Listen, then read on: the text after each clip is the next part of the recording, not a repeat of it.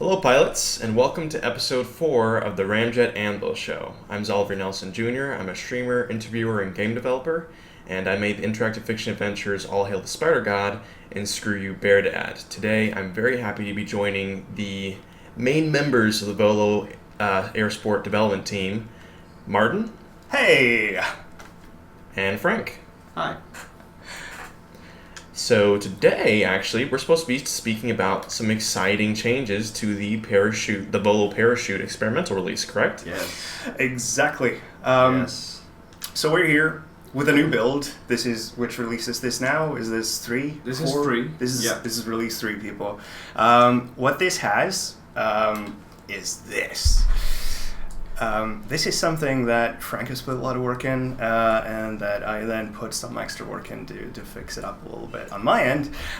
This is a visual editor for the parachute. And you know these sliders that we had before? That's all there was. Now we have all these 3D gizmos here with which you can more directly shape your parachute. Yeah. Look at this. You can just grab things, pick them up, move them around, and then that's your new parachute. And now I can fly this. And this is already a lot faster than it was to make parachutes before. So that's mostly what this update is about. It's us figuring out what is the best way we can make this parachute editor the fastest, most intuitive thing to make your parachute with. Yeah, and we're just getting started, right? Yes. So this is to me actually a lot better than what we had, but we're not gonna stop here.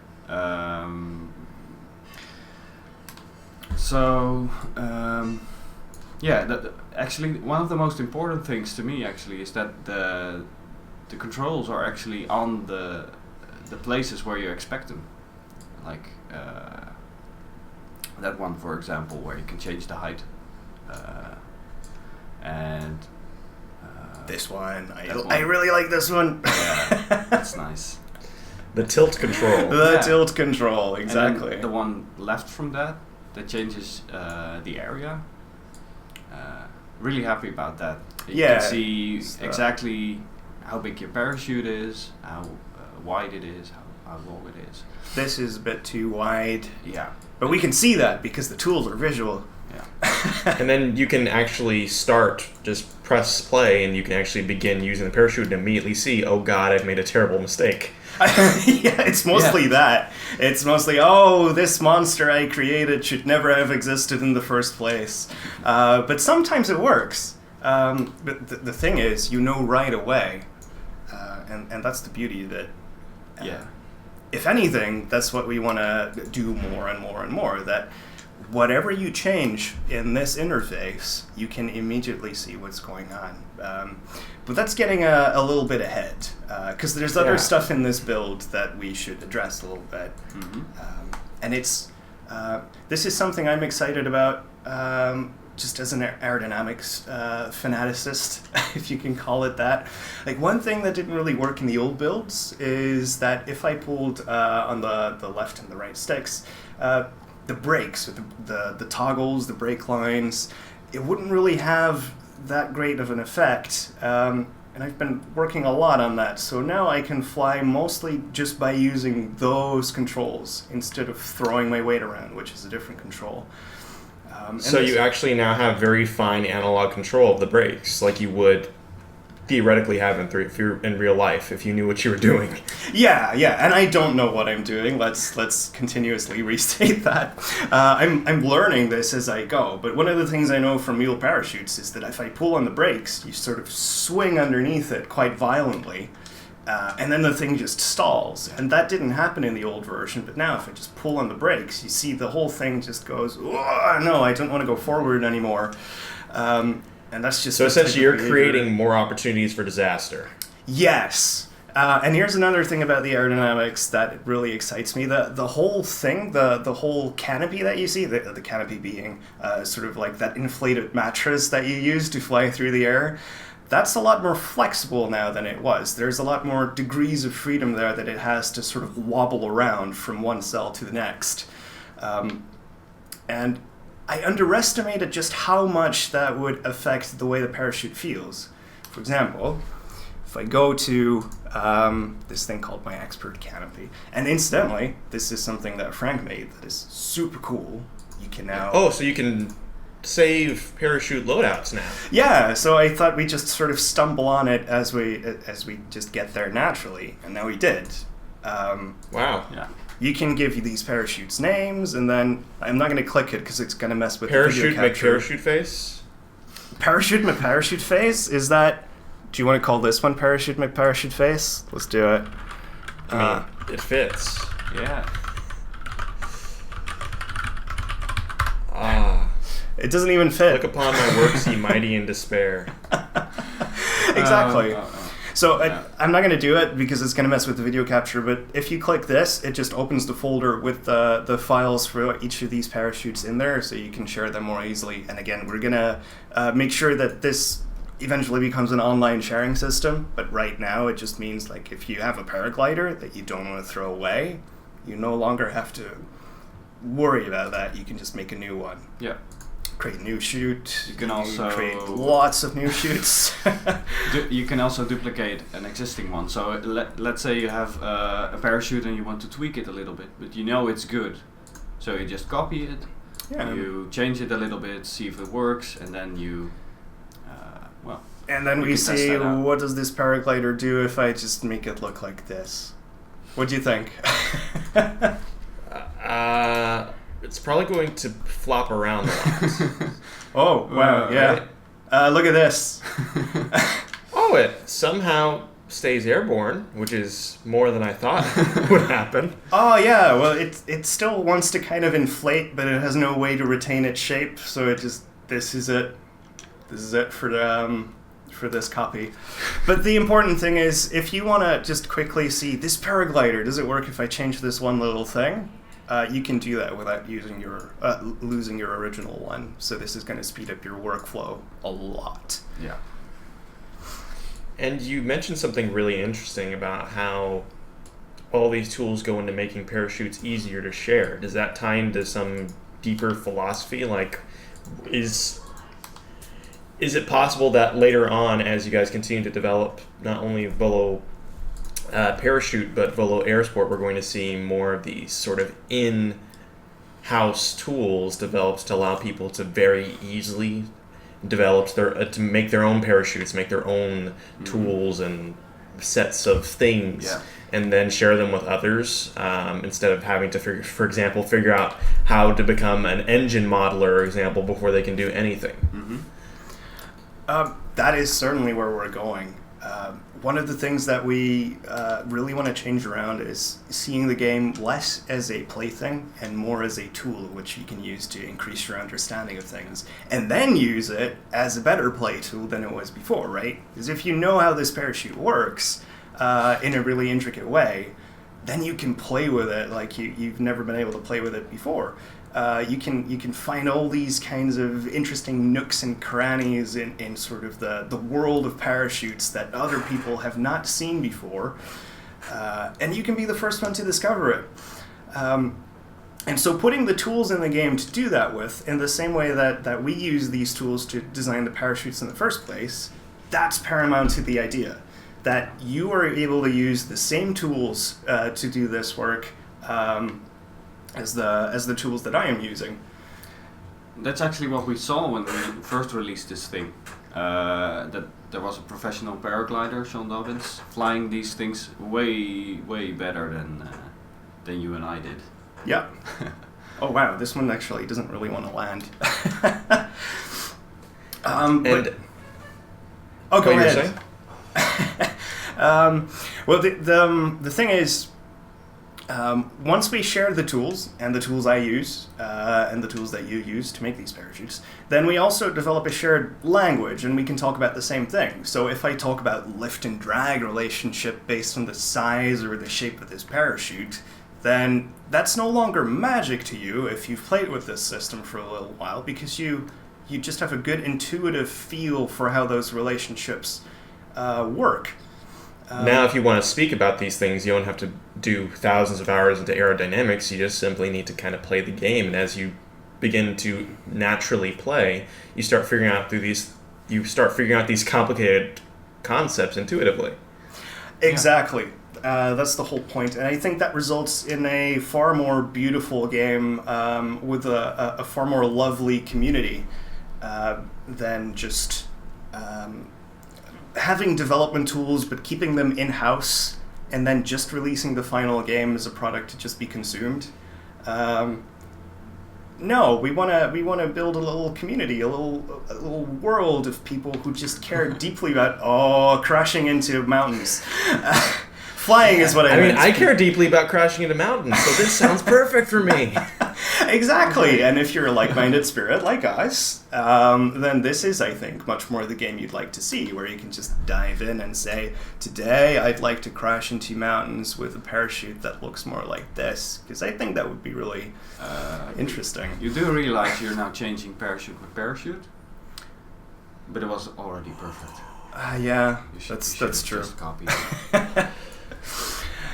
And actually, that brings me to a really interesting question. When I look at this sort of parachute configuration interface, it couldn't have been easy to make all of these things modular and quote-unquote just work, because having made a few games myself, the stuff that supposedly just works is the hardest stuff to make. So when you're going into really this hardcore visualization of, as you said, some pretty complex concepts. Yes. What motivated those decisions, and what motivated their current design? Well, the thing is, we work with a game engine called Unity, and it does some things out of the box. So the terrain you see right now, like, that's mostly Unity. So out of the box, that's something it does well, which is good for our game because we want to show terrain that you can fly around and that you can, again, crash into or almost crash into. That's good. That's already there. But then aerodynamics are just as... I have to fix my parachute here and choose something that actually flies. Visualizing what air does, for example, around a specific shape and seeing how it flies, that's not something that's in there out of the box. And why would it be? Because most people who make games are not really interested in that kind of thing. So, of course, they're not going to put that in there. But for our game, it's paramount. And you can see already that just in this version, we have all these little debug colors. And actually, let me grab just the default one. I'll fly the default one. You can see that we already spend a lot of time just figuring out, like, how can we use the drawing of little lines and using color to show things going on that normally are invisible, things that are actually really important to the simulation and to your play experience. But we could do a much better job of it than we've been doing thus far. This is cool. This is a first step. I can see the amount of lift that's being generated and the amount of drag that's being generated, and I can kind of, by the color of those cells, whether they're blue, green, or red, I can see, like, are they stalling, or is their angle of attack doing something strange? And that tells me stuff. But we can go much further than that. For example, if we're in this view, wouldn't it be nice to kind of imagine this as a live wind tunnel? Because you know wind tunnels where you put like a scale model in a tunnel, and then you turn on a vent somewhere, and that creates this huge gust of air moving past it, and then you can, say, put smoke in the thing and kind of see how the air moves around things. Same thing is kind of what we want to do here. If you could kind of say, I'm holding left on my brakes, and you can see already here it's highlighting these brake lines. What if I could just say, hold that pose, and now give me a frontal wind, and then kind of show me over the next couple of seconds, would I go left or would I go right? And kind of what kind of trajectory would I fly? And then you can see what would happen given some configuration of this system without even playing it. So why would that be? That would be useful if you want to quickly test new settings out, right? Because now you have to fly the whole thing before knowing whether it's good. Yeah, that's the thing, right? It's easier than before now to just change all the values of this parachute. But it's tough to reason about what happens if I move this down. Like we saw earlier, this parachute doesn't really want to go anywhere, but I have to play this to find that out. What if I could more instantly see, like, that's just a bad idea, or that's going to increase the lift on that end, or that's going to sharpen your cornering radius? That kind of intuition. What if you could shorten the feedback loop needed to find out how your parachute performed in the reality of the game simulation? Exactly. Mm-hmm. Same thing here. I just gave myself a weight of 200 kilograms, which is, I'm not that heavy. But it would be nice to kind of get more intuitive and immediate of a feel for how much faster that would make me fly and how that would alter lift-drag relationships and other things. Instead of you having to keep pressing parachute config, start over to make very tiny alterations. Yep. And of course you could ask, and some people have, whether that would take the fun away, being able to actually see instantly what would happen. But the thing is, we can't instantly visualize everything that would happen. Like every single line that you fly with every single parachute, there's so much in there. You react to things. And so we can't predict all of that. But we can say, if you push left on the stick, and you have this parachute, and you're flying at 50 meters a second, which is quite fast for a parachute, what would happen? Would you go probably more left than right? Yeah, you would probably go more left than right. And we can show that, and that would be really helpful. Yeah, so the idea behind that is that eventually we'll give players an intuitive understanding of what a parachute can do and what its different configurations mean. And so you can build better parachutes faster. And my big question is, okay, this is a really cool update to Volo parachutes, and it's something I actually personally look forward to sort of tooling around with, making the most ridiculous parachutes I can, and then finding out that I should never mess with parachutes. But with that said, how do you take this technology that you're putting into Volo parachutes, for example, and how does that affect Volo Airsport? How does this benefit basically all of your sort of experiments with flight in the Volo, sort of under the Volo umbrella?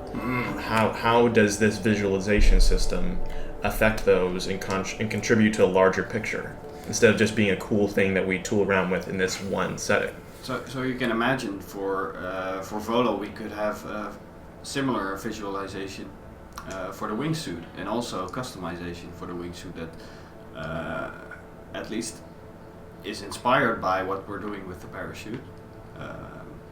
So both those ideas of parachutes and wingsuits combined together give you a more complete and clearer picture about aerodynamics and how it works. And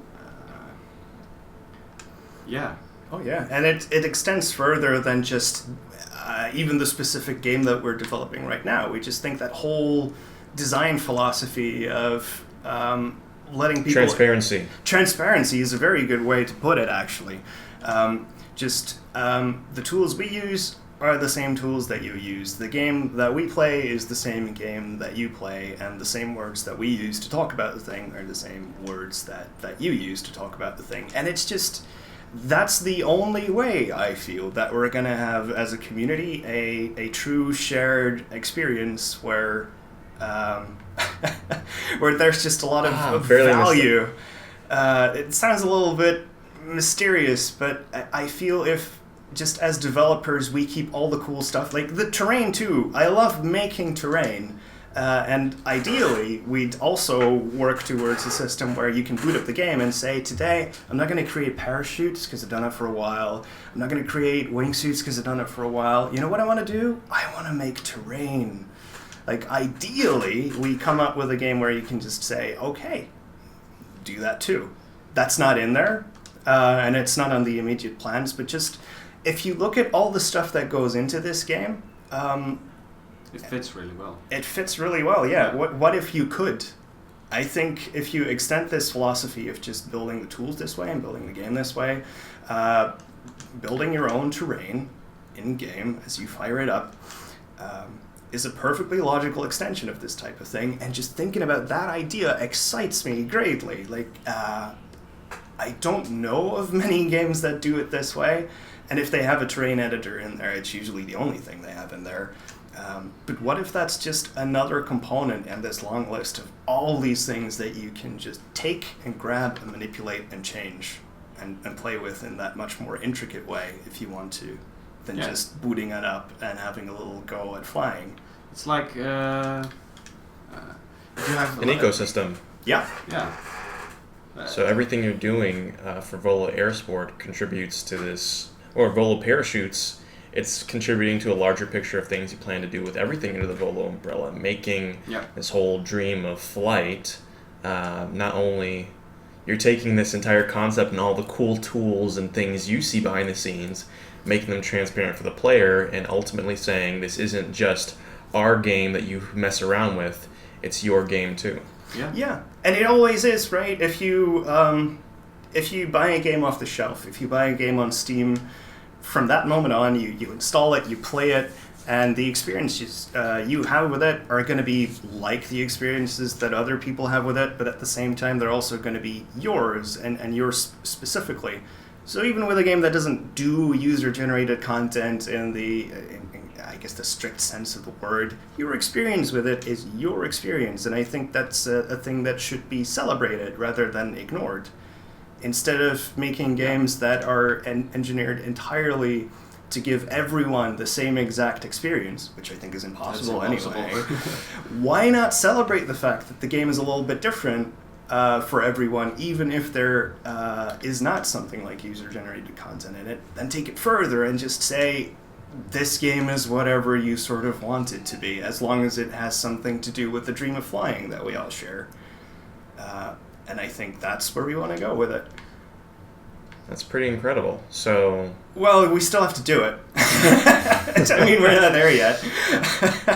But that's the goal. That's the ideal, so to speak. We're seeing the genesis of all of this different stuff in Volo Parachutes. Yeah, imagine that, huh? 5 years after starting this game, we're finally starting to see the beginnings of it click. Well, but that's how game development works, right? You don't know what's going to happen, really, and a lot of the small epiphanies that make a product better happen over that time period. And if you were to just rush it through and be like, okay, here's a cool little flying thing, pay money for it, get out, then you wouldn't have these sort of really innovations happening, and these deeper meanings beginning to take practical form. Yeah. So I remember talking to Martijn like 3 years ago or something about this idea in a very rough form where you could configure your own wingsuit, but we weren't really aware of the whole importance of that idea. Oh, no. There were so many other ideas that we kind of forgot about it.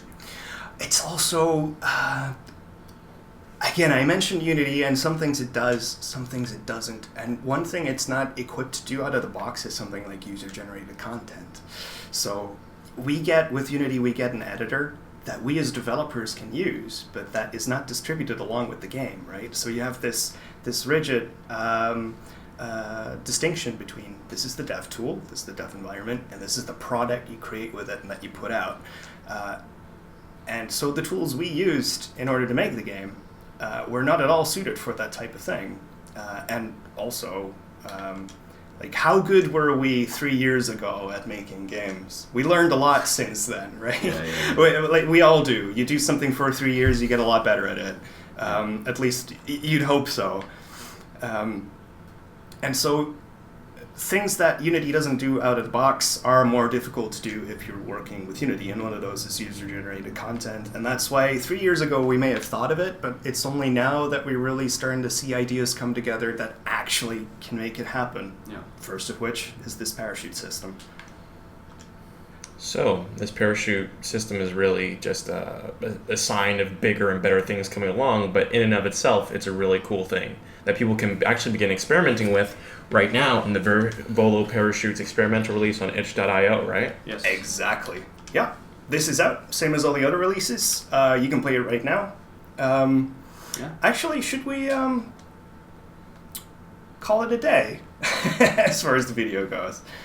It sounds like we've covered what we need to cover. Exactly. So, all of this said, I think we should leave you with, please download this release on itch.io. It's out right now. Let us know what you think. And if you have any questions or comments about it, put them in the comments here on YouTube, put them on the forum, and then we'll get to them next time on the Ramjet Anvil show. So if you make like this amazing parachute, please put it on the forum. We'll make a topic and you can upload your parachutes there so other people can play with it. That would be Definitely feel free to comment and sub-fly. Yeah. Okay, I'm done. I'm out of All here. I can't come back after that. Thanks, Nelson. I appreciate it.